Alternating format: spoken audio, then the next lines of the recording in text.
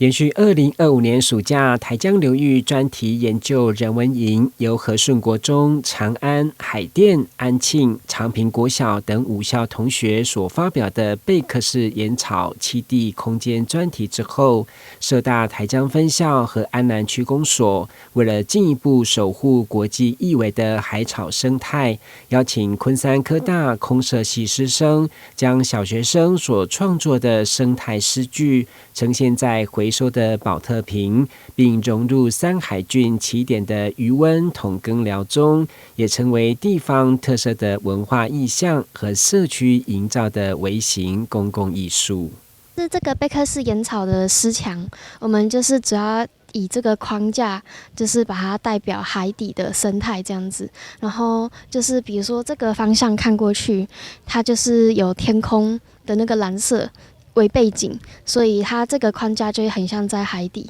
也選用寶特瓶這種材質的用意，是因為它本身小朋友寫的這些詩都是跟生態有關的，然後我們覺得可以利用環保這個概念來制作這個作品。在三海郡國家綠道起點的市草湖鹽水溪排水線，雖然地處偏僻，不過景色相當優美。在台江公司協力之下，邀請在地鄉親和全國旅人來此一遊，並共同加入守護貝殼式鹽草的行動。我們每天黃昏的時候，其實非常多的鄉親市民都會來這個地方看夕陽、散步、運動，所以他們也可以透過這個公共藝術來認識貝殼式鹽草。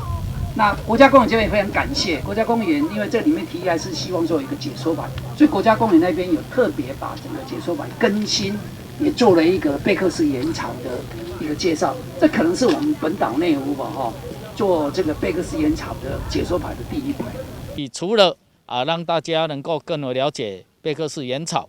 它的生態保護的意義以外，那當然也讓大家能夠更為看見台江生態豐富。那歡迎大家能夠來到台江